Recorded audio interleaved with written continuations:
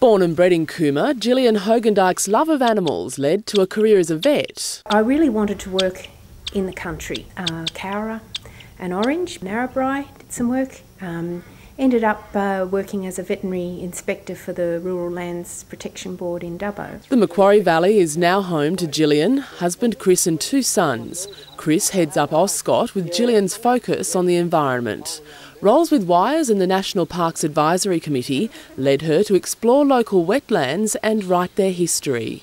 And through that book I found that probably the single biggest cause of the degradation of the marshes has been the grazing practices of the past. Gillian's work inspired Macquarie River Food and Fibre to suggest the purchase and rehabilitation of a property in the marshes. That brought some of us to going down to Burrama and having a look at the property, and we felt that there was a terrific opportunity here to sort of, I guess, put our money where our mouth is and see if we could achieve some real positive outcomes for the Macquarie marshes. Gillian set about involving the locals. We formed a unit trust and it was an amazing response. We needed 30 people. We could have had 100. Burrama trustees work with the Central West CMA to manage the property. Seeing all those effects just naturally from removing the cattle, but we're also doing active work up on the higher ground.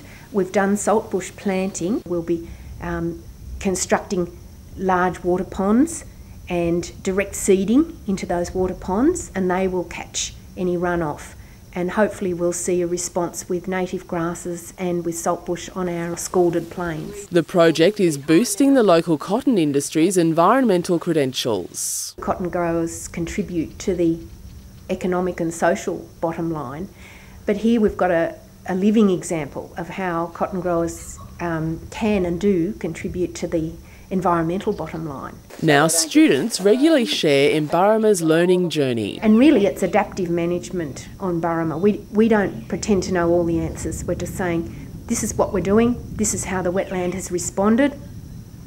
You know, come and have a look. Gillian shares a friendship and passion for the marshes with Aboriginal elder Bert Bartholomew. He was educating us. We were interested to involve him in some of our tours, and you know, we find that the students are really, really interested in what Bert has to say. A dedicated Wires volunteer for 15 years, Gillian had this aviary built from old cotton trailers. It's now one of the few aviaries of this size in country New South Wales, and I'm able to rehabilitate anything up to wedge-tailed eagles. Gillian plans to study wetlands and learn as much as she can about their management. Have a look at how other inland wetland managers have tackled some of these issues, what solutions they've developed, what things have worked and what things haven't worked, and draw on you know, the knowledge that's out there, and I'm sure there's an awful lot that we in our group could learn and we could pass on to others. She actively encourages local women to work with the environment. Through being unit holders of Burrama are now more involved with the management decisions of their own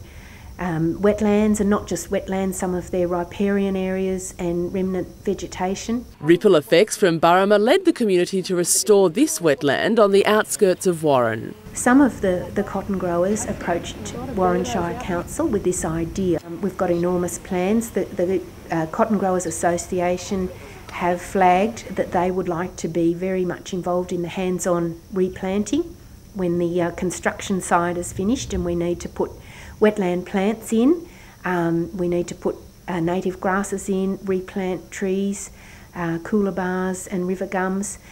We've got plans for a parking area, picnic and walkway that you know, we believe will be a wonderful tourist attraction for the town. Gillian urges women to take hold of their dreams. I've often noticed that it is the women in a community that have quite a lot of vision for the future, and that they would like to you know, have these wetlands in good condition for their children's children and that type of thing. There does seem to be a lot of vision with the women in our communities, so I would sort of like to appeal to that.